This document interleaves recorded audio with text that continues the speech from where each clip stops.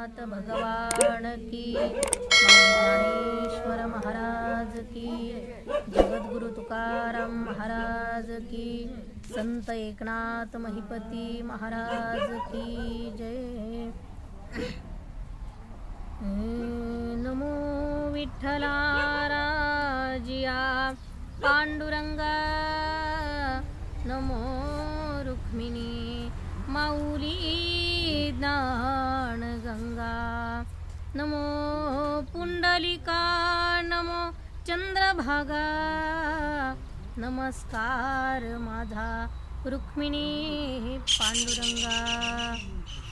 ज्ञानेश्वर भगवान विष्णू, निवृत्तीर भगवान हरः, सोपान भगवान ब्रह्मा,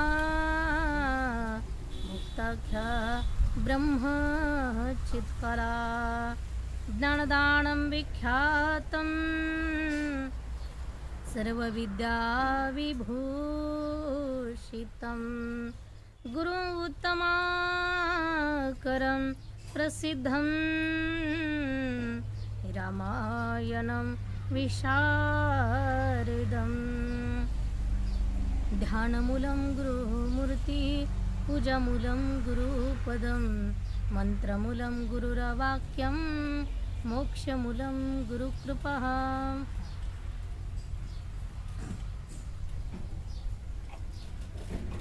आणि सोम सूर्य ग्रहणे, एवोनी करविती पार्वणे, का माता पिता मरणे, अंकित जे दिवस। आजची आपली असलेली ही प्रवचन रूपी सेवा म्हणजेच स्वर्गवासी सिंधुबाई नारायण चव्हाण यांच्या प्रथम वर्ष श्राद्धाच्या निमित्ताने, म्हणजेच या मातोश्रीला या जगातून जाऊन आज जवळजवळ 1 वर्ष पूर्ण होत आहे। म्हणजेच प्रत्येक जीव हा 84 लाख योनी एवढे सगळे फेरे घेऊन आणि नंतर त्याला नरदेहाची प्राप्ती होते। आणि मनुष्य देह मिळाल्यानंतर सुद्धा मनुष्य देहामध्ये हजारो प्रकारचे कर्म आहेत आणि ते त्या कर्मामध्ये कर्म म्हणजेच अतिसूक्ष्म कर्माचे प्रकार आहेत। तर हे सर्व कर्म करता करता मनुष्याकडून काही पापही घडू शकतं आणि काही पुण्यही घडू शकतं। नकळत पापही घडतं आणि नकळत पुण्यसुद्धा घडतं, पण कर्म हे करतच राहावे लागतात। कारण जो कर्म करत नाही त्यांच्यासाठी भगवान श्रीकृष्णाने श्रीमद भगवद्गीतेमध्ये सांगितलं, तेच माऊलींनी सांगितलं, परिसपासव्यसाची मूर्ती लाहोनी देहाची, खंती करीती कर्माची ते गावंढेगा। त्यांना मूर्ख म्हटलेलं आहे की ज्यांना कर्म करायचा कंटाळा आला, घर प्रपंच सांभाळायचा कंटाळा आला, आपल्या लोकांना सांभाळायचा कंटाळा आला, म्हणून त्याने त्याग केला आणि कुठेतरी निघून गेला, तर त्याचं काही त्याला पुरुषार्थ म्हणता येणार नाही। कारण खरा पुरुषार्थ तर ज्याचं लग्न झालं त्याने आपल्या पत्नीला सांभाळणं हे त्याचं कर्तव्य कर्म आहे। मुलं झाले, मुलांना सांभाळणं त्याचं कर्तव्य कर्म आहे। शास्त्र सांगतं की कुणाला जरी संन्यास घ्यावा वाटला किंवा संसाराचा त्याग करावा वाटला, तर कमीत कमी त्याचा मोठा मुलगा आणि मोठ्या मुलाचं लग्न होईपर्यंत त्याला गृहस्थ आश्रमाचा त्याग करता येणार नाही, त्याला संसार सोडून जंगलात जाता येणार नाही। म्हणजेच हे कर्म आहे की हे कर्तव्य कर्म आणि जबाबदारी आहे, हाच एक पुरुषार्थ आहे आणि हा एक धर्म आहे। म्हणून असे हजारो प्रकारचे कर्म आहेत आणि कर्म करता करता कर्म बंद ठेवायचे नाहीये किंवा कर्मापासून पळायचं नाहीये भित्र्यासारखं, तर कर्म करायचेच आहेत। म्हणून असे कर्म करण्यामध्ये महत्त्वाचे आणि मुख्य कर्माचे 5 प्रकार सांगितले। नित्य, नैमित्तिक, काम्य, निषिद्ध आणि प्रायश्चित्त. नित्यकर्मामध्ये प्रत्येक मनुष्याने ते कर्म करायचे असतात आणि प्रत्येकाचं नित्यकर्म काही ना काही असतंच. सकाळी लवकर उठणं हे सुद्धा नित्यकर्मच आहे. लवकर उठून थोडा व्यायाम प्राणायाम करणं हे सुद्धा नित्यकर्मच आहे. स्नान करणं, देवपूजा करणं हे सुद्धा नित्यकर्म आहे. पण ह्याच्याही व्यतिरिक्त असे काही नित्यकर्म आहेत की गृहस्थी धर्माला, मग स्त्रियांमध्ये माताजीला लवकर उठलं की तिने स्नान करून झाडलोट करून स्वयंपाक करणे हे तिचं नित्यकर्म आहे. मग तिच्याच्याने देवपूजा नाही झाली तरी चालेल, पण तिने घरच्या लोकांची, घरातल्या माणसांची काळजी घेणं हे तिचं नित्यकर्म आहे आणि हा तिचा धर्म आहे. पण बऱ्याच ठिकाणी असं बघायला भेटतं की परमार्थाच्या नादामध्ये घरच्या लोकांकडे लक्ष द्यायला विसरूनच जातात. किंवा आमची साधना चालू आहे, आमची देवपूजा चालू आहे, देवपूजा होईपर्यंत कुणाला चहाही भेटणार नाही, कुणाला पाणीही भेटणार नाही. असं पण होऊन जातं. पण ही जबाबदारी तिच्यावर आहे, म्हणून तिला अगोदर त्यांचं बघणं आहे, नंतर देवपूजा करणं आहे. हे तिचं नित्यकर्म झालं. पुरुषांचं नित्यकर्म असेल, त्यांनी लवकर उठून जो काही त्यांचं म्हणजे गुरु असतील तर त्यांचं करून स्नानविधी करून देवपूजा करणं, नंतर चहा वगैरे घेणं हे सगळं नित्यकर्म आहे. काही माणसांची नित्यकर्म असे असतात, लवकर उठतात, कारण लवकर तर उठलंच पाहिजे. म्हणजे दिवस उगवण्याच्या अगोदर 2 तास आधी ब्रह्ममुहूर्त असतं आणि ब्रह्ममुहूर्तावर जो उठतो त्याला कोणताच आजार होत नाही. लोक सगळे उशिरा उठतात, कारण काही लोकांच्या नोकऱ्या असतात आणि नोकरीच्या कारणाने त्यांना रात्रपाळी केली की मग सकाळी ते उशिरापर्यंत झोपतात किंवा दिवसा झोपतात. म्हणजे झोपेचं नियंत्रण बिघडलं की प्रकृती बिघडली आणि प्रकृती बिघडली की मग शुगर येणार, BP येणार, आणखी अनेक त्रास त्या व्यक्तीला संभवतात. म्हणून झोप रात्रीची चांगली होणं गरजेचं असतं. म्हणून तर शास्त्र सांगतं, लवकर निजे लवकर उठे तया ज्ञान आरोग्य भेटे. म्हणजे जो लवकर झोपतो आणि लवकर उठतो. पण लोक बिना कामाचे सुद्धा लोक रात्री उशिरापर्यंत जागतात. म्हणजेच आता महिला मंडळाकडे सुद्धा सगळ्यांकडे आता मोबाईल आले. कारण पहिली तरी छोटे मोबाईल होते, फक्त कुणाचा फोन आला तर बोलायचं आणि कुणाला फोन केला तरच बोलायचं. पण आता फोन नाही केला, नाही आला तरी सुद्धा भरपूर करमणूक त्यामध्ये आहे. मग नको ते आणि काय असेल नसेल भरपूर काही बघण्यासारखं आहे.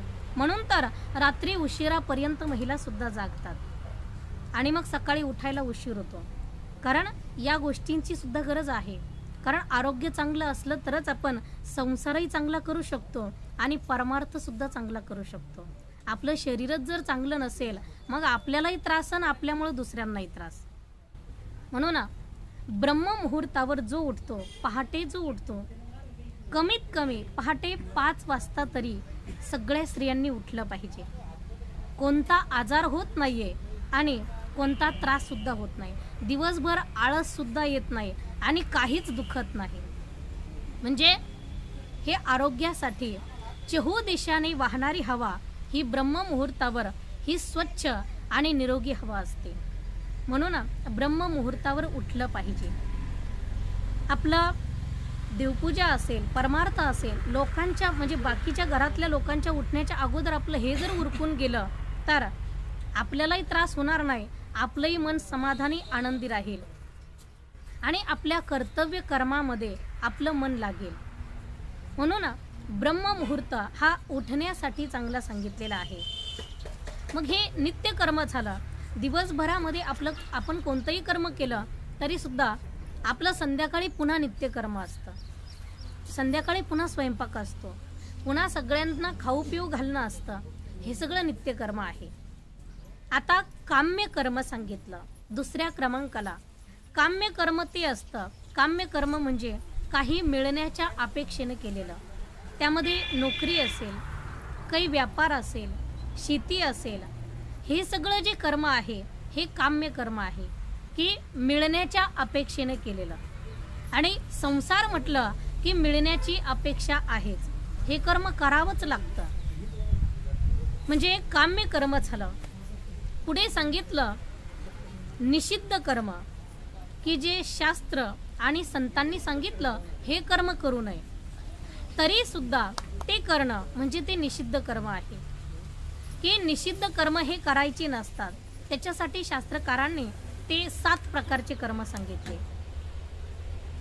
आणि ते 7 प्रकारचे कर्म असे आहेत, त्यामध्ये द्युतं च मासं मदिराच वेशा मृगयार्थ चौर्य परदार सेवा येतानि सप्त व्यसनानि लोके घोराति घोरम नरकम नयंती. द्यूत खेळणं, मांस भक्षण करणं, चोरी करणं, शिकार करणं, परदार गमन, वेशागमन आणि दारू पिणं, ही 7 प्रकारची कर्म जी आहेत हे निषिद्ध आहेत. शास्त्राने सांगितलं हे कर्म करू नका. मग आता कुणी द्यूत कुणी खेळत असेल किंवा कुणी खेळतही नसेल, पण हे कर्म आणि ह्या कर्माबद्दल आपल्याला जास्त माहिती नाही, पण दुसऱ्या नंबरचं जे कर्म आहे ते म्हणजे मासम, म्हणजे मांस भक्षण करणं. आता मांस भक्षण करणं या विषयावर मी कधी बोललेले नाहीये आणि आताही मला बोलायचं नाहीये, पण या भारत देशामध्ये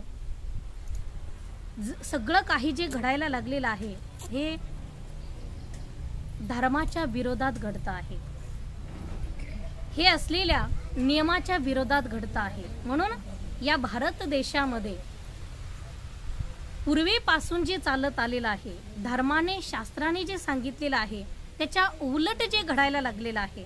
कारण अगोदर एवढे लोक माळकरी नव्हते, पण लोकांना असं झालं की दुसऱ्यांकडे बघून, पण माणसाने संसार हा नेहमी आपल्यापेक्षा खालच्या माणसाकडे बघून संसार केला पाहिजे आणि परमार्थ नेहमी मोठ्या माणसाकडे बघून केला पाहिजे. आमचे गुरुवर्य सांगतात की मोठ्या माणसांकडे, ज्ञानी माणसांकडे, तपस्वी माणसांकडे बघून जर आपण परमार्थ केला तर आपल्या परमार्थामध्ये कधी बाधा येत नाही आणि आपली जी धारणा शक्ती आहे, जी मनाची प्रबलता आहे ती कधी ढळत नाही. आणि संसार आपण जर खालच्या माणसाकडे बघून केला, आपल्यापेक्षा म्हणजे आपल्याला 10 एकर जमीन आहे, मग दुसऱ्या माणसाला जर 5च एकर असेल तरी सुद्धा तो सुखी आहे, मग आपण 10 एकरावाले आपण का उड्या मारायच्या, आपण का कन्हायचं? कारण तो 5 एकरामध्ये समाधानी आहे ना, आपण 10 एकरामध्ये किती समाधानी राहिलं पाहिजे. कारण संसार हा खालच्या व्यक्तीकडे बघून करायचा असतो, परमार्थ उच्च कोटीच्या व्यक्तीकडे बघून करायचा असतो. पण असं झालं या महाराष्ट्र भूमीमध्ये, बाहेरच्या कोणत्या राज्यात नाही, फक्त महाराष्ट्रामध्ये भयंकर वाईट परिस्थिती आहे. आणि ती परिस्थिती कोणी आणली असावी तर आपणच आणली. कारण या काळामध्ये संतांनी, शास्त्राने आणि धर्माने, वेदांनी सांगितलं की या काळात भजन जास्त करा, ज्याला जगायचं ना त्याने भजन करा. पण लोकांचा विश्वास कशावर राहिला नाही. डॉक्टरांनी सांगितलं मांस भक्षण करा तरच जगाल, लोक मांस खाऊन मेले.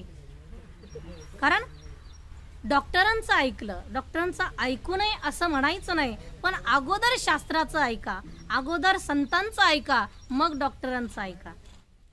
कारण डॉक्टर आत्ता सांगू लागले, जेव्हा कोरोना सुरू झाला तेव्हा डॉक्टर सांगू लागले की अशाने होतो, तशाने होतो आणि आता हा असाच आहे, ह्याने माणसं मरतातच. पण संतांनी कितीतरी 1000 वर्षापूर्वी सांगितलं, तुलसीदास महाराजांनी कितीतरी 1000 वर्षापूर्वी की कोरोनाने माणसं मरतील असं सांगितलं. या देशात, या जगात असं संकट येईल. आणि त्यांच्यानंतर म्हणजे भगवान श्रीकृष्णाच्या काळानंतर 5-6 हजार वर्षानंतर सूरदासजी म्हणून एक संत होऊन गेले. त्यांनी तर असं सांगितलं कारण माझ्या पाठ नाही म्हणून मी मुद्दाम लिहूनच घेतलं. त्यांनी तर इतके सुंदर ओळी आहेत त्यांच्या. त्यांनी सांगितलं, संवत्सर 2000 के ऊपर ऐसा योग पडेगा. कसा योग येईल माहितीये? संवत्सर म्हणजे साल 2000च्या नंतर 2000 सालापासून असा योग येईल की पूर्व पश्चिम दक्षिण उत्तर चहू दिशे काल फिरे. चारही दिशांना काळ फिरेल आणि काय करेल माहितीये? अकाल मृत्यू जगमाही व्यापी प्रजा बहुत मरे. त्याच वेळी सांगितलंय.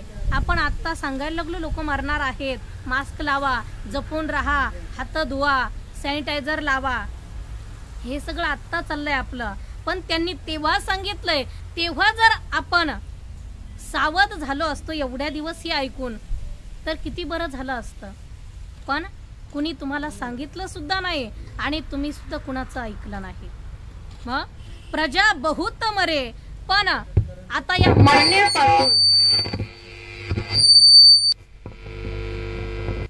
या मरण्यापासून वाचायचं असेल तर त्यांनी त्याचं उत्तर सुद्धा सांगितलं. कारण डॉक्टरांनी आपल्याला उत्तर सांगितलं नाही. आता लसही आली पण लस दिल्यावर सुद्धा कोरोना होतोय. मग कशाने वाचणार आहेत हे लोक? तर लोकांच्याच लक्षात येत नाही आपण कशाने वाचणार आहोत. मग मास्क लावल्याने आपण जगणार आहोत का? सॅनिटायझर हाताला चोळल्यावर आपण जगणार आहोत का? आपण जगणार कशाने आहोत? काल ब्याल से वही बचेगा जो हंस का ध्यान धरे. जो भगवंताचं ध्यान करील तोच या काळापासून वाचणार आहे, बाकी कुणी वाचणार नाहीये. मग सूरदास हरी की लीला है तारे नहीं टरे. कारण सूरदासजी सांगतात हे जे घडणार आहे 2000 सालानंतर तर ही सगळी भगवंताची लीला असणार आहे. हे कुणाचं षडयंत्र नाही किंवा ह्याच्यामध्ये कुणी काही करू शकत नसतं. ही भगवंताची इच्छा आहे. भगवंताच्या इच्छेने सुरू झाला तर भगवंताच्या इच्छेनेच हा संपणार सुद्धा आहे. जोपर्यंत त्याच्या इच्छेइतके माणसं मरत नाही तोपर्यंत तो थांबवणार नाही. कारण आपण सुद्धा देवाचं ऐकत नाही ना. आपण कुणाचंच ऐकत नाही. आपण प्रशासनाचं सुद्धा ऐकत नाही. कारण मोकळं झालं की लोक किती मोकळं फिरायला लागतात. कारण लोकांना गरज नाही कुणाचं ऐकायची.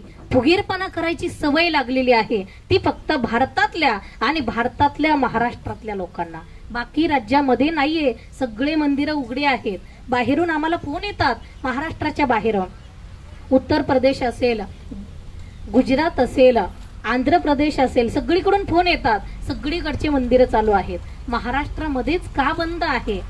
तर महाराष्ट्रातले लोक कुणाचं ऐकत नाही. अगोदरपासून नेम पाळले असते तर आता तर आपल्याला घरी बसावं लागलं नसतं. सगळ्यांना वारी घडली असती. पण आपल्याला असं वाटतं की कुणाचंच चांगलं होऊ नये. आपलं होत नाही ना, कुणाचंच होऊ नये. पण आपण जर भजन केलं तर आपलं मन सुद्धा स्वच्छ होईल. आपण जर भजन केलं तर भजनाने आपला मृत्यू टळू शकतो. कारण संत आपण मुक्ताबाईंना ओळखतो. मुक्ताबाईकडे जो चांगदेव, ज्या चांगदेव 1400 वर्ष जगले, ते कशामुळे जगले? काळ न्यायला आला. 100 वर्षाचं वय भरत आलं की लगेच ते भजन करीत बसायचे, ध्यान लावून बसायचे. काळ यायचा, फिरून फिरून निघून जायचा. कारण जिथं हरिभक्ताची गावा आणि त्या यमदूतांना त्या ठिकाणी येण्याचा अधिकार नाहीये, म्हणून तो मागे जायचा. असं 1400 वर्ष जगले. मग जो भजन करतो, कारण ज्यावेळी असा प्रसंग संत कबीरदास महाराज आणि त्यांचा मुलगा कमाल दोघे जण रस्त्याने चालले होते. आणि रस्त्याने जाता जाता त्यांनी असा एक प्रसंग बघितला की जात होतं जातं. आता जाता आपल्या लक्षात येईल थोडं थोडं, कारण अजून पुढच्या पिढीला जातं माहिती नसणार. कारण सगळ्यांच्या घरोघर गिरणी आहेत आणि त्या वेगळ्या पद्धतीच्या गिरणी आहेत. मग हे जातं कळणार नाहीये. पण जे जातं आहे ना, ते जातं दळण दळायचं काम चालू आहे आणि त्याच्यामधून असं पिठही बाहेर पडतं आहे. जेव्हा कबीरदास महाराजांनी ते जातं बघितलं, ते पीठ खाली पडताना बघितलं. आणि कबीरदास महाराज, कारण संत जे विचार करतात ते आपल्या विचाराच्या कक्षेच्या खूप वेगळं असतं, आपल्याला त्याच्यातलं काहीच कळत नसतं. कबीरदास महाराजांनी ती चक्की बघितली, ते जातं बघितलं आणि कबीरदास महाराजांच्या डोळ्यात अश्रू आले. अरे, मुलगा सोबत चाललेला आहे. कमालजीने बघितलं आणि कमालजी म्हटले, बाबा काय झालं तुम्हाला? असं जात्याकडे बघितलं आणि लगेच डोळ्यात पाणी. कबीरदास महाराजांनी सांगितलं, कमाल, अरे खूप वाईट आहे, ह्या जगामध्ये खूप वाईट आहे. कारण त्याची तशी त्यांची दोहे सुद्धा आहे. चलती चक्की देख के दिया कबीरा रोय, रामा दिया कबीरा रोय. दो पाटन के बीच में साबुत बचान को रे कबीरा, साबुत बचान को रे. कबीरदास महाराज सांगू लागले, कमाल, अरे बेटा, हे जे जातं दळतय ना, अरे या दोन तळ्याच्या मध्ये, दो पाटन के बीच में साबुत बचान को रे. अरे या दोन तळ्यामध्ये कुणीच वाचणार नाहीये, सगळे दळत आहेत. म्हणजेच गव्हाबरोबर किडे सुद्धा रगडत आहेत. पण हा आपला भावार्थ नाही की ना, किंवा हा आपला अर्थ नाहीये. आपला अर्थ अजून पुढे आहे. आपल्याला जो दृष्टांत द्यायचा आहे तो अजून पुढे आहे. कमलाने त्यावेळी सांगितलं, बाबा तुम्ही माझे वडील आहात, तुम्हाला जास्त ज्ञान आहे, पण मला एक गोष्ट कळती. चलती चक्की देख के हसा कमाल ठठाय, कबीरा हसा कमाल ठठाय. किल सहारे जो रहे बालन बाका होय, कबीरा बालन बाका होय. कमालजीने सांगितलं, बाबा ठीक आहे, या दोन जात्याच्या तळ्यामध्ये एकही वाचणार नाही, पण त्या जात्याच्या मध्ये एक खिळा असतो. त्या खिळ्या शेजारी जे धान्य असतं ना, तर ते धान्य असं ती वरची तळी उचलावी लागते आणि मग ते असं बाजूला सारावं लागतं, तेव्हा ते तळी खाली येतं. मग असे जे खिळ्याच्या जवळ राहतील त्यांच्या केसालाही धक्का लागणार नाही. जो भगवंताच्या जवळ राहील, जो भगवंताचं नामस्मरण करील, त्याच्या केसाला सुद्धा धक्का लागणार नाही. मग भगवंताची इच्छा असेल माणसं मारण्याची, पण भगवंताच्या इच्छेने किंवा आपण केलेल्या नामस्मरणामुळे आपला काळ बदलू शकतो आणि आपण जगू शकतो, आपण वाचू शकतो. नाही वाचलो तरी सुद्धा नामस्मरणामुळे मरण तर अटळ आहे. ज्याचं जिथं ठरलेलं आहे त्याचा मृत्यू त्या ठिकाणी होणारच आहे. आपण आपल्या मृत्यूला जरी टाळू शकलो नाही तरी सुद्धा चांगल्या प्रकारे मरू शकतो. कारण मृत्यू म्हणजे जीवनामधलं एक भयंकर मोठं दुःख आहे. आपलं जीवन जे आहे, या जीवनामध्ये मृत्यू दडलेला असतो. आणि मृत्यू जो आहे, कारण शूर ओळखावा रणी आणि साधू ओळखावा मरणी. मनुष्याचं मरण जर चांगल्या पद्धतीचं आलं, नामस्मरण करता करता मृत्यू आला, तर त्याच्या जीवनाचं सोनं झालं. मग एवढा अट्टहास कशासाठी असेल, तर शेवटच्या वेळेला मुखामध्ये नाम येण्यासाठी, भगवंताची भक्ती घडण्यासाठी, भगवंताचं नामस्मरण करण्यासाठी. तर आपण कुठून कुठे गेलो तर जे मांस भक्षण करणे आहे, मांस भक्षण करण्याने जर माणसं जगत असते तर माणसं मेले सुद्धा नसते.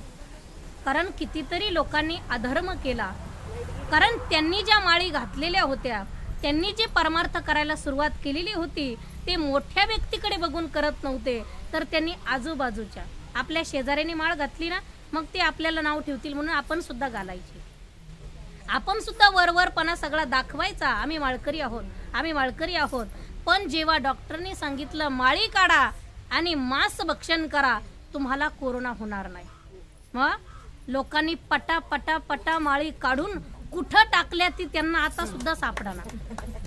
पण आणि ज्यांनी काढल्या नाहीत, कारण नंतर त्याच्यावर संशोधन केलं 140 डॉक्टरांनी, अगदी तज्ज्ञांनी, तर सांगितलं मांस भक्षण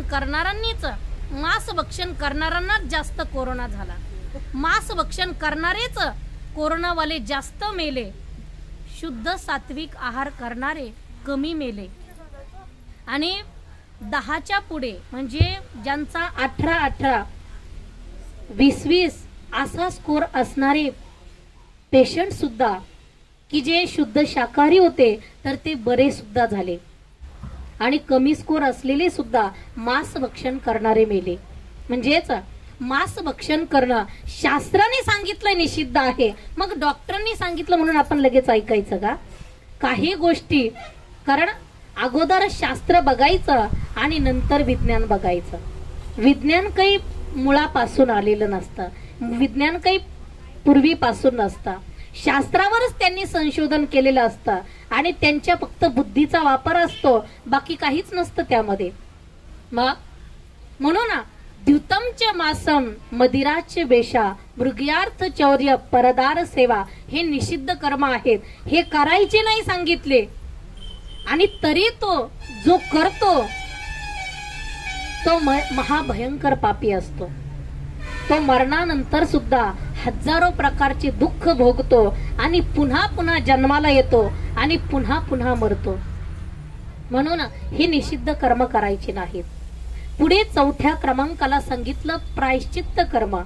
प्रायश्चित्त कर्म ते असतं की आपल्याकडून काही पाप घडलं तर त्या पापाची परतफेड करण्यासाठी ते कर्म करायचं. आता पाप कर्म कोणतं आहे हेच लोकांना कळेना. लोकांना फक्त कर्म करायचं, पैसा कमवायचा आणि सुखी राहायचं. दागिने, गाडी, बंगला, मुलं बाळ यांचं शिक्षण, एवढंच, बाकी काही घेणं नाहीये. आपल्याकडून धर्म घडतोय की अधर्म घडतोय ह्याचा कोणाकडे विचार राहिलेला नाहीये. मग जे प्रायश्चित्त कर्म आहे, आपण आपल्याकडून कोणतंही पाप घडलं तर आपण आपल्या मनानेच त्याचं प्रायश्चित्त करायचं असतं. एखादा माताजीला जर उपवास असला, तिने जर उपवास धरला, मग तिचे 5 मंगळवार असतील, 5 गुरुवार असतील, अशी काही एखाद्या देवीला नवस करून तिने उपवास धरलेला असला आणि एखाद्या वेळी म्हणजे एक मंगळवार धरला आणि पुढच्या मंगळवार उपवासाच्या दिवशी त्याच्या ध्यानातच नाही, सकाळी सकाळी चहा बिस्किट खाल्ला, मोडला ना उपवास. पण ती स्वतःच्या मनाला, तिला काही कुणाचं शासन आहे का? तिला काही कोणता कायदा आहे का? तिच्यावर कोणती कारवाई होणार आहे का की तिने उपवास मोडला म्हणून? पण ती तिच्या मनालाच प्रायश्चित्त देते की आज दिवसभर काहीच खायचं नाही, ह्याच्यावरच उपवास सोडायचा. मग तेवढ्याच 2 बिस्किटावर ती दिवसभर राहते, थेट दुसऱ्या दिवशी सकाळी चहा घेते. म्हणजेच प्रायश्चित्त कर्म, थोडस पाप घडलं तरी सुद्धा त्याला आपल्या मनानेच आपण प्रायश्चित्त द्यायचं. जे कर्म करायचं ना त्या कर्माची परतफेड सुद्धा याच जन्मात करायची. कारण प्रारब्ध शिल्लक राहिलं तर परत जन्माला यावं लागतं. आपल्याकडून काही शिल्लक राहिलं मग, कारण क्रियमान, संचित आणि प्रारब्ध. क्रियमान म्हणजे आपण जे कर्म करतो आणि कर्म करून आपण, जसं आपण बाजरी पेरली आता, आणि बाजरी पेरून म्हणजे बाजरी पेरली म्हणजे क्रियमान हे कर्म झालं. बाजरी पेरायची, खुरपायची, मोठी झाल्यावर तिला राखण करायचं, नंतर कणसामध्ये दाणे भरले, निबर झाली की मग ती काटून घ्यायची, मशीन मध्ये घालायची आणि मग त्याची बाजरी तयार झाली की पोते भरून ठेवायची. इथपर्यंत क्रियमान झालं. आता जे पोते भरून ठेवले ते पोते म्हणजे संचित झालं. कर्म करून आता या कर्माचा साठा झाला म्हणजे संचित, म्हणजे बाजरीचे पोते भरून ठेवले. आता ते खायचे म्हणजे आता त्याचा भोग घ्यायचा. पण भोग घेऊन बाजरी खाऊन आता आपलं आयुष्य संपलं, किंवा ती बाजरी आता शिल्लक राहिली पुढच्या वर्षाला, परत दुसरी आली पुढच्या वर्षाला, ती बाजरी म्हणजेच ते प्रारब्ध शिल्लक राहिलं. आपला मृत्यू झाला, आता ते प्रारब्ध म्हणजे ते राहिलेलं कर्म आपण करून संचय करून ठेवलेलं आहे ते आपल्यालाच खावं लागणार आहे, आपल्यालाच त्याची विल्हेवाट लावावी लागणार आहे. म्हणून ते प्रारब्ध भोगण्यासाठी परत जन्माला यावं लागतं. मग प्रारब्ध निर्माण होऊच नये ह्याच्यासाठी काय केलं पाहिजे, तर प्रारब्ध शिल्लक राहू नये किंवा उत्पन्न होऊ नये ह्याच्यासाठी एक भावना मनात ठेवायची असते अंतःकरणापासून. पण अशी भावना मनात होणं कठीण गोष्ट आहे, की महत्वाची गोष्ट आहे. अशी भावना मनात ठेवायची की या जगात या सगळ्या गोष्टी दिसतात, ह्या सगळ्या माझ्या आहेत, ह्या सगळ्या माझ्या आहेत. म्हणजेच हे विश्वची माझे घर, ऐसी मती जयाची स्थिर, हे सगळं माझं आहे अशी म्हणण्याची भावना जर असेल तर प्रारब्ध उत्पन्न होणार नाही. किंवा ह्या घरातलं या जगातलं काहीच माझं नाही, हे सगळं भगवंताचं आहे अशी जर म्हणण्याची भावना असेल तरी सुद्धा प्रारब्ध उत्पन्न होणार नाही. पण किती गोष्ट कठीण आहे. मग इथं तर जावा भावांचं तर असतंच, हे माझं ते माझं, पण आताच्या युगामध्ये सासू सुनाचं सुद्धा असतं. सासूला सुद्धा वाटतं, कारण सासूचं खूप वय नसतं जेव्हा सून घरात येते. मग तिला सुद्धा अजून खूप वर्ष जगायचं असतं आणि खूप स्वतंत्रतेमध्ये जगायचं असतं. आणि सुनेला वाटतं आता ही कटकट आपल्यात किती दिवस राहणार आहे, मला सुद्धा स्वतंत्रता पाहिजे, मला सुद्धा यांच्यापासून सुटका पाहिजे. मग तिला सुद्धा वेगळं राहायचं असतं. मग दोघींचं जेव्हा त्या सासूतून सून जेव्हा वेगळी निघते तेव्हा सुद्धा ती म्हणते, सासू म्हणते पहिले भांडे, सून म्हणते माझे लग्नाची भांडे. मग माझे माझे म्हणता म्हणता याने प्रारब्ध उत्पन्न होतं.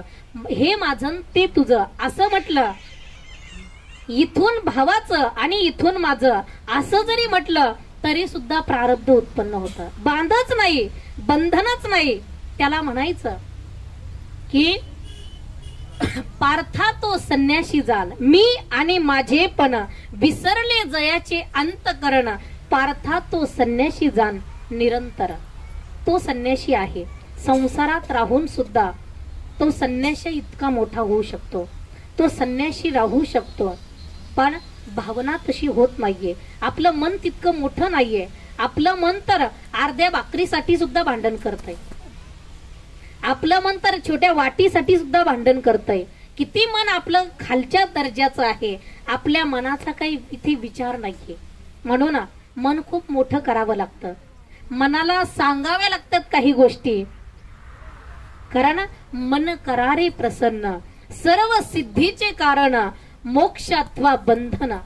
या मनामुळेच मोक्ष भेटू शकतो आणि या मनामुळेच बंधन होऊ शकतं. मग आपल्याला बंधनात राहायचं, भोग सगळे भोगायचे, भोगापासून तर आपल्याला वेगळं व्हायचं नाही.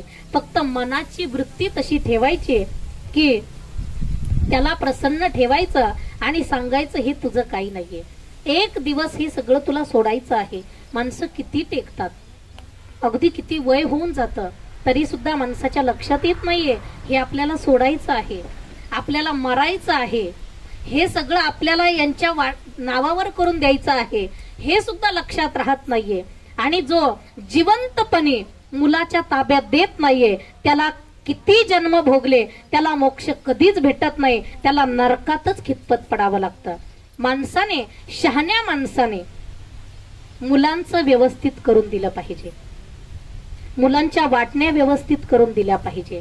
नाहीतर साठवणी मरे धन आणि लावी पोराशी भांडण.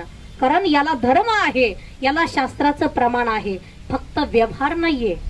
फक्त मुलांनीच आई बापाची सेवा करावी. कीर्तनकारांनी परमार्थ सांगायचं सोडून दिला. मी तर या गोष्टीच्या खूप विरोधात आहे. का कुणास ठाऊक माझं मन या गोष्टीला मानत नाहीये. कारण परमार्थ सांगा तुम्ही, कारण आपल्या सांगण्याने लोक सगळे आपलं ऐकायला बसलेले आहेत. आपण मनोरंजन करायला आलेलो नाहीये. तुमचं एक तासभर मनोरंजन केलं म्हणजे तुम्ही माझं खूप नाव घ्याल. पण जर एखादी चांगली गोष्ट तुम्हाला सांगितली, तुमच्या मनाला ठचली, तुम्हाला वाटलं आपण आजपासून खरंच माळ घालायची, मेलो तरी काढायची नाही, सरनात जळालीच पाहिजे.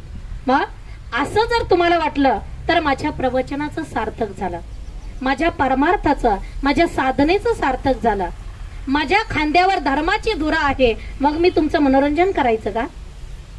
माझे गुरुवर्य सांगतात की मनोरंजन करण्यासाठी विदूषक सुद्धा असतो, तो सुद्धा लोकांचं मनोरंजनच करतो.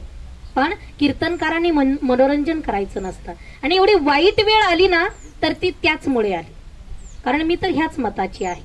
कारण लोकांनी फक्त बघायचं कोणतं कीर्तन आहे, कोणाचं कीर्तन आहे, मग त्याचं नाव ऐकलं की मग कीर्तनाला जायचं. लोकांनी फक्त हसायचं आणि यांनी फक्त गमती जमती सांगायच्या. अरे हा परमार्थ नाहीये. परमार्थ सांगायचं सोडून दिला. आता लोकांनी ते सोडून दिलं. आता फक्त सांगू लाग, आई माझी बाप माझा, आई माझी आई वडील आहे, ज्याचे आहेत त्याला कळतंय. कारण अजून तरी एवढे कुठे काही वृद्धाश्रम नाहीये, एवढे काही आपलं दुसऱ्या देशासारखं आपल्या भारतात नाहीये. प्रत्येकाला आपले आईबाप कळतात. आणि कीर्तनकारांनी सांगितलं तरच ते आई बापाची सेवा करणार आहेत असं थोडंच आहे. आई बापालाच अगोदर कळलं पाहिजे हे आपले मुलं आहेत, आपले आहेत, म्हणून त्यांनी चांगले संस्कार केले पाहिजे. चांगले संस्कार केल्यावर का सांभाळणार नाही मुलं? आपणच त्यांना कधी सांगितलं नाही आम्ही तुमचे आईबाप आहोत, आम्ही म्हातारी झाल्यावर तुम्हाला सांभाळावं लागणार आहे. हे सगळं आम्ही तुमच्यासाठी केलेलं आहे. ते कधीच त्यांना कळू देत नाहीत. आपण केलेले कष्ट सुद्धा सांगत राहा. कारण आपण केलेले कष्ट जर त्यांना सांगितले तर त्यांना आपलं महत्व कळतं. आता म्हणजे मला एक असा अनुभव आला. आम्ही जेव्हा माझं लग्न झालं 2018-11-2013 मध्ये, लग्न झाल्यावर एकाच महिन्यामध्ये नर्मदा परिक्रमेला गेलो. नर्मदा प्रदक्षिणा पायी पायी झाली. मी जास्त सांगणार नाहीये. तेव्हा पायी परिक्रमा झाली. नंतर 2015-16 मध्ये सुद्धा पायी नर्मदा परिक्रमा झाली. 2018-19 मध्ये सुद्धा राघव 1.25 वर्षाचा होता तेव्हा पायी परिक्रमा झाली. म्हणजे आता ती परिक्रमा आम्ही कधीच कुणाला सांगितली नाही. आमच्या घरच्यांना तर कधीच कळत नव्हतं की हे काय करतात. त्यांना वाटायचं हे चालले असतील मजा करायला. ती तर नेहमी रागरागच करायची. माहेरची सुद्धा त्यांना वाटायचं संसार करायचा दिला सोडून आणि हे लागले फिरायला. पण आम्ही काय करतो हे फक्त आम्हालाच माहिती होतं. मग जेव्हा साधना एवढी झाली, तिचा अहंकार म्हणून सांगत नाही, पण बाकीच्या लोकांना ज्यांना म्हणजे जावे त्याच्या वंशात तेव्हाकडे किंवा तुका म्हणे ते पाहिजे जातीच्या लोकांना कळू लागलं की किती मोठी साधना आहे. तुम्ही ह्याची रेकॉर्डिंग करा, लोकांपर्यंत पोहोचवा. मग जेव्हा ती रेकॉर्डिंगच्या माध्यमातून त्याचे 81 भाग झाले पहिल्या परिक्रमेचे युट्यूबवरती. नंतरही आता राघवच्या परिक्रमेची सुद्धा रेकॉर्डिंग चालू आहे नर्मदे हर चॅनलवरती. जेव्हा रेकॉर्डिंग म्हणजे लोक त्यामधून ऐकू लागले तेव्हा लोकांना कळायला लागलं अरे अशी असते का नर्मदा, अशी असते का परिक्रमा, अशी असते का खडतर साधना, हे तेव्हा कळायला लागलं. मला काय सांगायचं आहे, आपण आपल्या मुलासाठी काय केलंय हे आपण त्यांना सांगितलं पाहिजे. जेव्हा आपण सांगतो तेव्हाच त्यांना कळतं. आपण सगळ्याच गोष्टी झाकून ठेवल्या, नको त्यांना कळायला, नको त्यांना त्रास द्यायला, तर त्या लोकांना त्या लेकरांना आपलं महत्व कळणार नाही. मग आपण किती मरेपर्यंत कष्ट केले तरी सुद्धा काही कळणार नाही. मग म्हणून अगोदर या सगळ्या गोष्टीला जबाबदार आई बाप आहेत. आई बापांनी व्यवस्थित चांगले संस्कार मुलांवरती करा. मोठे झाल्यावर त्यांना 2 पैसे कमवायची अक्कल आली, त्यांच्या व्यवस्थित वाटण्या करून द्या आणि खुशाल आयटीत बसून परमार्थ करा. काही गरज नाही वसवस करायची. पण शहाणे माणसं अशा गोष्टी करतातच.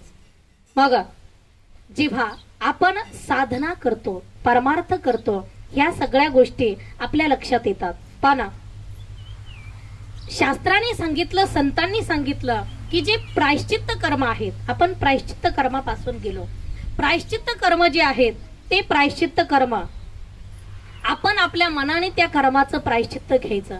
आणि आपल्याला नाहीच प्रायश्चित्त करता आलं तर आपल्याला दुसरे सुद्धा प्रशासन आहे, शासन आहे आपल्याला शिक्षा देण्यासाठी. कारण एखाद्या व्यक्तीकडून एखाद्या व्यक्तीचा खून झाला तर आता खुनाचं एवढं मोठं पाप आहे, तो पाप कसं फेडणार आहे. मग त्याला शासन त्याला एकतर जन्मठेप किंवा फाशीची शिक्षा सुनावते. म्हणजेच हे त्याचं प्रायश्चित्त कर्म आहे. तर परमार्थ वेगळा आणि ह्या बाकीच्या गोष्टी वेगळ्या. म्हणून संसारात राहून आपण परमार्थ करू शकतो. संसारात राहून आपण संन्यासी होऊ शकतो. त्याच्यासाठी संसार सोडावाच लागतो असं नाहीये. आता आम्हाला सुद्धा ही युट्यूबच्या माध्यमातून नर्मदा परिक्रमा ऐकून काही महिलांचे मला फोन येतात की माताजी तुम्ही खरोखर खूप मोठी साधना केली आणि तुमचं खरंच खूप मोठं चांगलं आहे, पण आम्हाला काय करावं? आमचे मालक आमचं ऐकत नाही, आमच्या घरी तसं नाहीये, मुलं मोठे झाले, त्यांना शाळेत पाठवायचं, अमकं करायचं तमकं करायचं. आपण असं वैराग्य होतं, वाटतं की कुठेही निघून जावं. ही चुकीची गोष्ट आहे. हे वाटणं सुद्धा चुकीचं आहे. कारण परमार्थ करायचा आपण घरात बसून खूप चांगला परमार्थ करू शकतो. आणि जो खरा परमार्थी आहे ना, त्याला या लॉकडाऊन मध्ये या सगळ्या गोष्टी कळाल्या की खरा परमार्थ कसा असतो. घरात राहून खूप चांगला परमार्थ होत असतो. त्याच्यासाठी जंगलातच फिरावं लागतं, वनवन भटकावं लागतं असं काही नाहीये. कारण जे अंतर्मुख होण्याची जी साधना आहे ती घरात आणि शांततेमध्ये होऊ शकते. मग कारण आपण घर सोडून कुठं जायचं नसतं.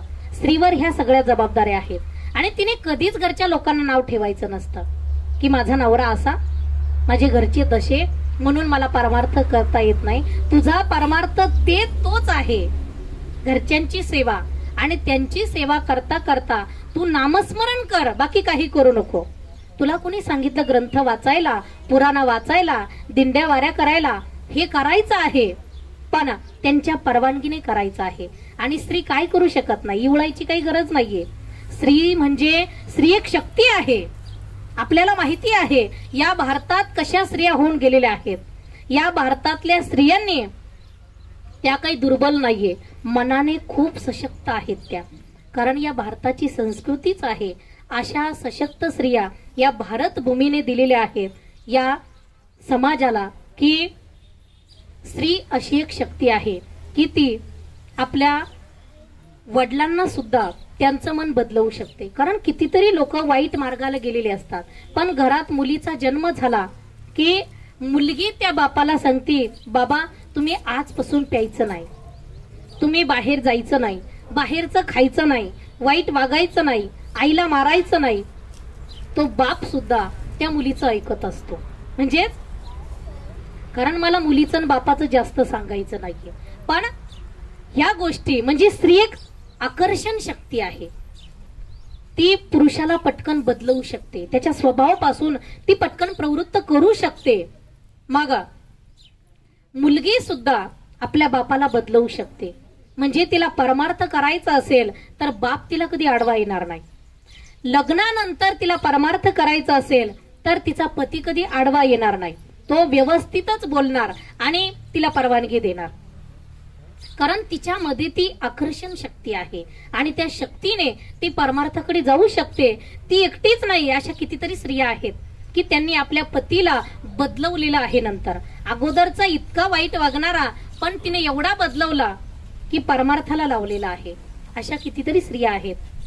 आणि नंतर मुलांना सुद्धा तीच चांगले संस्कार देऊ शकते. म्हणजे देश घडवण्यासाठी स्त्रीच एक समर्थ आहे. स्त्रीच काय ते करू शकते. म्हणून या 3 पुरुषांच्या नावाने कधी रडायचं नाही. या 3 पुरुषामुळेच आपण या जगात सुरक्षित आहोत.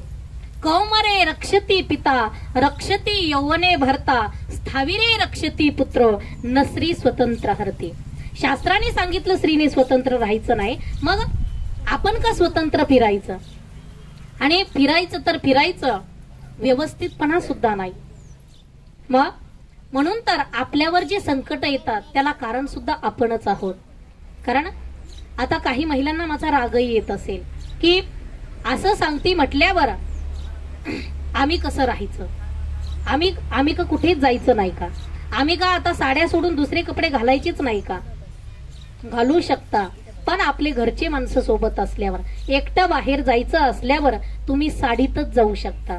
कारण दुसरा ड्रेस घालून जर एकट्या बाहेर गेला तर संकट येण्याची जास्त शक्यता आहे आणि या भारताला कलंक लागण्याची शक्यता आहे.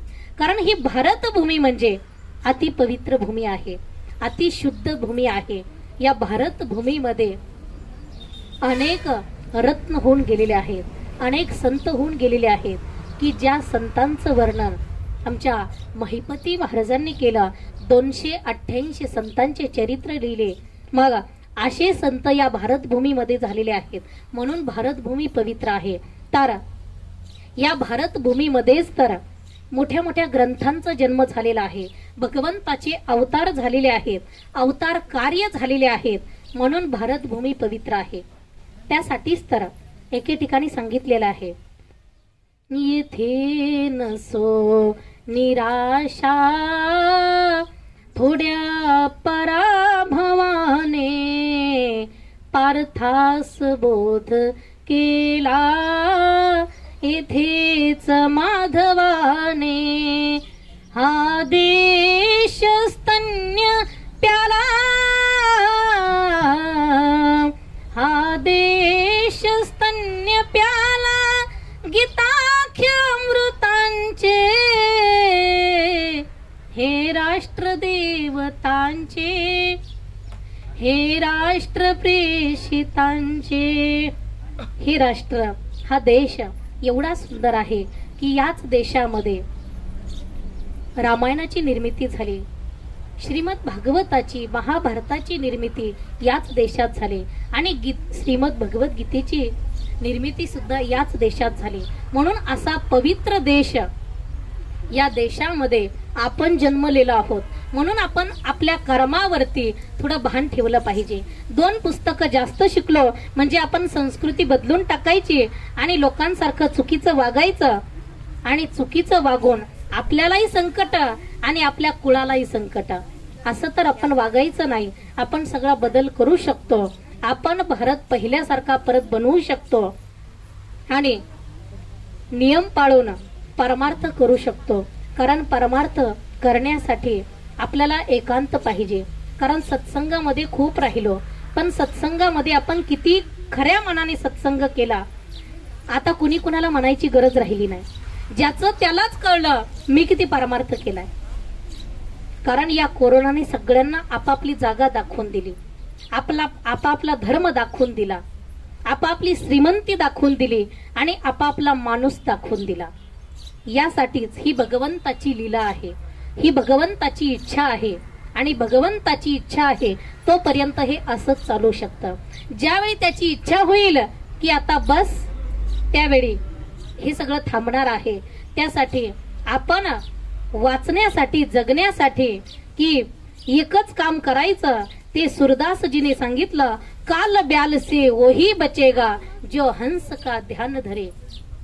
जो भगवंताचं ध्यान करील, भगवंताकडे लक्ष देईल त्याला काहीच इजा होणार नाही.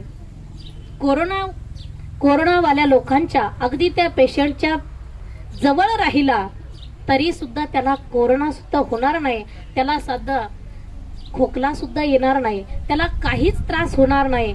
ज्याचा आपल्या देवावर विश्वास आहे, ज्याला आत्मविश्वास आहे की मी खरंच परमार्थ करतो, जो दाखवण्यासाठी करतो आणि डॉक्टरांनी सांगितल्यावर माळी काढतो, त्याला त्याच्याकडे त्याच्याबद्दल काही सांगता येणार नाही.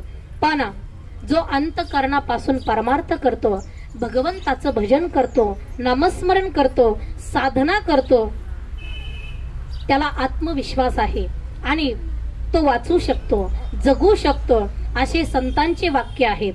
म्हणून आज आपण आणि सोम सूर्य ग्रहणे येऊनी करविती पार्वणे का माता पिता मरणे अंकित जे दिवस. आपण 4 प्रकार कर्माचे बघितले, नित्य, काम्य, निषिद्ध, प्रायश्चित्त. आपल्याला 5व्या क्रमांकाचं कर्म बघायचं आणि थांबायचं. 5व्या क्रमांकाचं कर्म आहे नैमित्तिक कर्म. नैमित्तिक कर्म ते आहे 2 महिन्याने, 6 महिन्याने, 1 वर्षाने, 12 वर्षाने, 60 वर्षाने जे कर्म केलं जातं त्याला नैमित्तिक कर्म म्हणतात. नैमित्तिक कर्म करण्यासाठी बाकीचे कर्म बाजूला ठेवावे लागतात. त्या दिवशी आपला फोन सुद्धा बंद करून ठेवावा लागतो, इतका नियम आहे. ते कर्म करत असताना त्या ज्या जागेवर तो विधी करण्यासाठी बसलेला आहे त्या जागेवर उठायचं सुद्धा नसतं, मध्ये बोलायचं सुद्धा नसतं, कुणाचा आदर सुद्धा करायचा नसतो. त्या दिवशी त्याला नैमित्तिक कर्म म्हणतात. आणि नैमित्तिक कर्म ते आहे आणि सोम सूर्य ग्रहणे येऊनी करविती पार्वणे का माता पिता मरणे अंकित जे दिवस. म्हणजेच चंद्र सूर्य ग्रहणामध्ये किंवा आई वडिलांच्या मरणाच्या तिथीला जो पिंडदान तर्पण श्राद्ध कर्म करतो ते नैमित्तिक कर्म आहे. आणि ते कर्म संसार सुखाचा होण्यासाठी, कारण तुका म्हणे पितर आशीर्वाद देती कल्याण इच्छिती तया कुळा. त्या कुळाचं कल्याण होण्यासाठी पितर आशीर्वाद देत असतात. जर आपण नैमित्तिक कर्म केलं, जर श्राद्ध कर्म केलं तर मग संसार सुखाचा होण्यासाठी पितरांचे आशीर्वाद लागतात आणि परमार्थ सुखाचा होण्यासाठी संतांचे आशीर्वाद लागतात. म्हणून आपण आज या ठिकाणी सुद्धा नैमित्तिक कर्म करत आहोत. आणि ते नैमित्तिक कर्म म्हणजे गंगा भागीरथी स्वर्गवासी सिंधुबाई नारायण चव्हाण यांचं प्रथम वर्ष श्राद्ध, म्हणजे यांना या जगातून जाऊन आज जवळजवळ 1 वर्ष होत आहे. तर त्यांच्या मुली असतील, मुलं असतील, सुना असतील, जावई असतील, नातू असतील, सर्व भाऊबंद असतील, पाहुणे असतील, गावातील असतील, स्नेही असतील, सर्वांनी एकत्र येऊन त्यांना पुण्यदान करण्यासाठी की त्यांचा जो प्रवास चालू होता मृत्यू लोकापासून तर परलोकापर्यंत म्हणजेच पितर लोकापर्यंत, आणि त्या पितर लोकाचा आणि मृत्यू लोकांचा एवढा अंतर आहे की 7व्या क्रमांकाचा, म्हणजे इथून वरती 21 प्रकारचे स्वर्ग आहेत. आणि 21 प्रकारच्या स्वर्गामधील 7व्या क्रमांकाचा जो स्वर्ग आहे तो पितर लोकांसाठी आहे. म्हणून असा फरक आहे की 21व्या क्रमांकाचा जो स्वर्ग आहे तो ब्रह्मलोक आहे. आणि ब्रह्मलोकामध्ये मृत्यू लोकामध्ये जेव्हा 1 वर्ष होतं तेव्हा ब्रह्मलोकामध्ये 1 दिवस होतो. म्हणून तर म्हणतात आपलं 1 वर्ष तर ब्रह्मदेवाचा 1 दिवस. इथून 7व्या क्रमांकाचा स्वर्ग म्हणजे तिथून खाली असल्यामुळे इथं जेव्हा 1 महिना होतो तेव्हा पितर लोकामध्ये 1 दिवस होतो. म्हणून आपण महिन्याच्या महिन्याला त्या व्यक्तीसाठी डबा पाठवतो, म्हणजे त्या व्यक्तीच्या नावाने कुणाला तरी जीव घालतो. इथून महिन्याच्या महिन्याला गेलं तर तिथे रोजच्या प्रमाणे त्यांना जेवण भेटतं. पण आता लोकांनी खूप शॉर्टकट पद्धती आणल्या की महिने वळून घ्यायचे, 13व्याच्या दिवशी सगळं काही संपून टाकायचं. आता 10वे सुद्धा खूप शॉर्टकट मध्ये झालेत. पण आपण पुढचा थोडा विचार करा की आपल्याला संसार सुखाचा करायचा आहे. आपल्या मुलांच्या बुद्धी भ्रष्ट होऊ शकतात यामुळे. कारण कितीतरी लोकांना मुलं घरात चांगले वागत नाही, चांगले बोलत नाही, अभ्यासात मन लागत नाही. कारण या सगळ्या अडचणी येतात तेव्हा डॉक्टर काही करू शकत नाही. मग यांना देवधर्मच बघावा लागतो, मग यांना पितृदोष लागलेला असतो. आपण पितरांचा सुद्धा थोडा विचार करा. खूपच बदल झाला म्हणून एवढंही बदलून जाऊ नका की आपल्यालाच दुःख भोगावं लागेल. काही समाज थोडा आपल्याला भोगू लागणार आहे. समाज चोहूक बाजूने नावच ठेवणार आहे, कुठूनच तुम्हाला चांगलं म्हणणार नाही. मग आपण फक्त आपलं कल्याण करून घ्या, बाकीचं काही घेणं नाही. म्हणून 1 महिन्याच्या महिन्याला पाठवलेला डब्बा रोजच्या प्रमाणे त्यांना भेटून 1 वर्षपर्यंत त्यांचा जो प्रवास होता तो पितर लोकापर्यंत. आणि आता पितर लोकामध्ये राहून आता त्यांचा वर्ष श्राद्धानंतर त्यांचा पुढील प्रवास सुरू होणार असतो.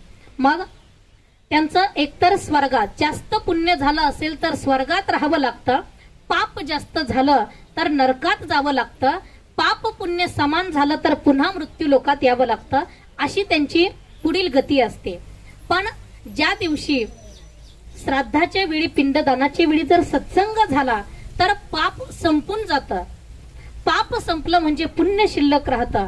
आणि पुण्य भोगून किंवा त्यांच्या इच्छेप्रमाणे पाप पुण्य समान असेल तर पुन्हा मृत्यू लोकात सुद्धा त्या येऊ शकतात आणि आपल्या जवळच कुठेतरी परत पुनर्जन्म त्या घेऊ शकतात किंवा भगवंताच्या धामात राहू शकतात असं शास्त्र सांगतं. म्हणून या गोष्टीवर आपण विश्वास ठेवा. कारण शास्त्राशिवाय आता पर्याय नाहीये. तुम्ही काहीही करा, जर डॉक्टर माणसाला जगवीतच असतील तर आपण दवाखान्यातच राहायला पाहिजे आणि डॉक्टर मरायलाच नाही पाहिजे. डॉक्टर अमर पाहिजे होते, पण याला शास्त्र आहे, याला संतांची वचनं आहेत. म्हणून परमार्थावर विश्वास ठेवा, भगवंतावर विश्वास ठेवा, संत वाक्यावर विश्वास ठेवा आणि आपले कर्म जे आहेत नित्याचे हे चालू ठेवा. भगवंताचं नामस्मरण काम करता करता करत जा. आपला मृत्यू टळू शकतो, आपल्यावर आलेले संकट टळू शकतात. म्हणून आज आपण स्वर्गवासी गंगा भागीरथी सिंधुबाई नारायण चव्हाण यांच्या प्रथम वर्ष श्राद्धाच्या निमित्ताने ही आपली प्रवचन रूपी सेवेच्या निमित्ताने जी ओवी निवडली, संत श्रेष्ठ मौली ज्ञानेश्वर महाराजांची ज्ञानेश्वरी मधील आणि सोम सूर्यग्रहणे येऊनी करविती पार्वणे का माता पिता मरणे अंकित जे दिवस. म्हणून या ओवीवर सरळ सरळ भावार्थ करण्याचा प्रयत्न केला, परंतु काही चुकीचे शब्द निघून गेले असतील तर आपली छोटी मुलगी बहीण समजून ती इथंच टाकून द्या. जे काही चांगलं असेल त्याचा आपल्या जीवनामध्ये आपल्या आयुष्यामध्ये त्याचा उपयोग करा आणि परमार्थ हा काळजीपूर्वक करा. संसार हा आपोआप होतच असतो. म्हणून स्वर्गवासी गंगा भागीरथी सिंधुबाई नारायण चव्हाण यांच्यासाठी आपण भगवंताकडे प्रार्थना करणार आहोत की भगवान त्यांना पुढे चांगली गती मिळू दे. त्यांच्या इच्छेनुसार स्वर्ग किंवा मृत्यूलोक अशी चांगली गती आणि त्यांचा मागे असलेला परिवार, सर्व स्नेही पाहुणे मंडळी, सर्वांचा संसार परमार्थ सुखाचा कर, सर्वांना उदंड आयु आरोग्य दे अशी भगवत चरणी प्रार्थना करून आपण आपल्या सेवेला विराम देणार आहोत.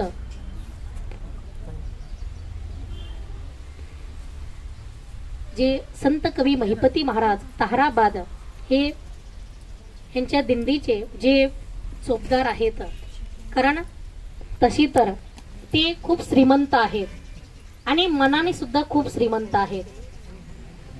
म्हणून तर ठिकाणी आलेले आहेत की त्यांच्या गावातलाच हा कार्यक्रम आहे, त्यांच्या भावकीतलाच हा कार्यक्रम आहे, घरातलाच आहे. म्हणून त्यांची सुद्धा उपस्थिती आहे. महाराज म्हटले होते त्यांना फोन करतो, पण म्हटलं ते येतीलच, कारण त्यांची भावकीच आहे म्हटल्यावर. म्हणून त्यांची सुद्धा उपस्थिती आहे की असे व्यक्तिमत्व तुमच्या गावामध्ये आहेत. हे खरंच भाग्याची गोष्ट आहे की खरा परमार्थ करणारे एवढे 2-2.5 हजार लोक असतात दिंडीमध्ये. सगळे लोक त्यांना ओळखतात आणि सगळे लोक आदर करतात, कारण दुसऱ्यांनी आपला आदर करावा. आपल्याला अपेक्षा नसली तरी सुद्धा ते मनाने करतात. ह्याच्यासाठी आपलं वागणं सुद्धा तितकं उच्च प्रतीचं असावं लागतं. म्हणून सगळ्यांना चांगलं बोलणं आणि शिस्तीत चालवणं हेच तर दत्त चोपदारी करी. भगवान दत्तात्रय प्रभू सुद्धा चोपदारकीचं काम करत होते, म्हणजे लोकांना शिस्त लावण्याचं काम. हे सगळं शिस्त लावण्याचं काम त्यांचं असतं. म्हणून हा आज ते सुद्धा या ठिकाणी उपस्थित आहेत, म्हणून त्यांचे सुद्धा आभार आणि या ठिकाणी थांबते.